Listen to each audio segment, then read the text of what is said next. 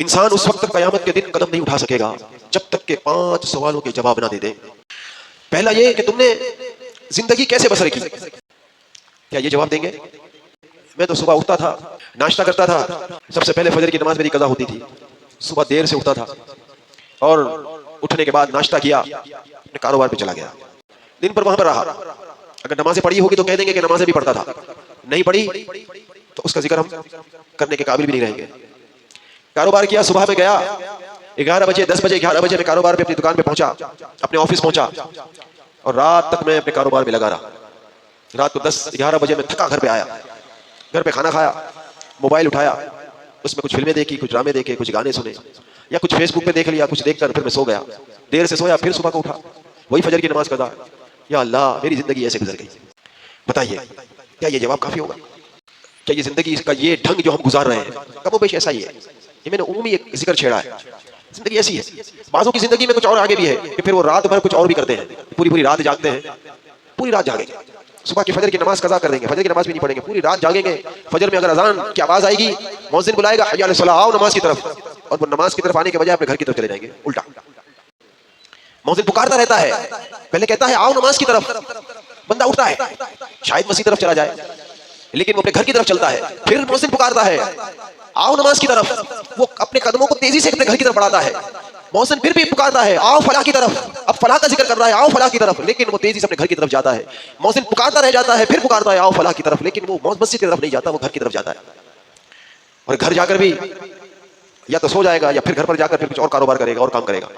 सबसे बड़ा धंधा मोबाइल का है। जिंदगी गुजर रही है, मोबाइल में गुजर रही है। मैं तो देखता हूं कि अगर हम अपनी जिंदगी का हिसाब लगाए ना, जिंदगी का आजकल की जो लाइफ गुजर रही है, इसमें 24 घंटे के अंदर से हमारे हम में से तकरीबन लोगों के जो है ना 7 से 8 घंटे मोबाइल इस्तेमाल करते हुए गुजरता है। ये मेरा एक तज्जिया है। गोया के 1/3 हिस्सा, 1/3 अगर जिंदगी के 3 हिस्से किया जाए तो इसका एक हिस्सा जो है वो हमारा मोबाइल में गुजर रहा है।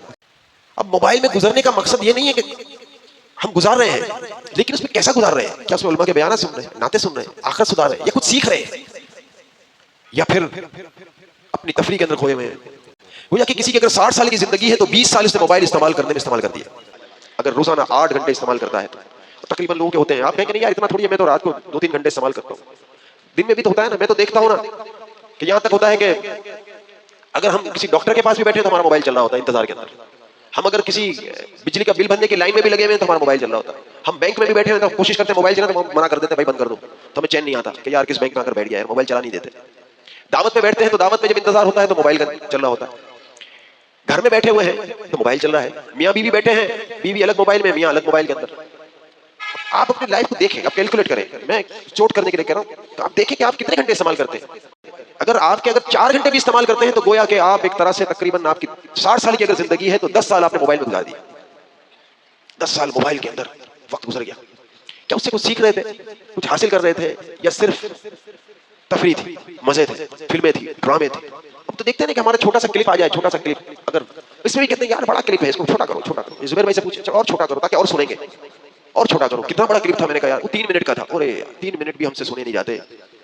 और फिल्म देखनी हो तो 3-3 घंटे तक देख लेते हैं, और जब फिल्म खत्म भी हो जाए तो फिर भी ये होता है कि यार बड़ी जल्दी खत्म हो गई अभी यार, हाय हाय हाय, हीरो मर गया, जिंदा होता तो शायद आगे चलती।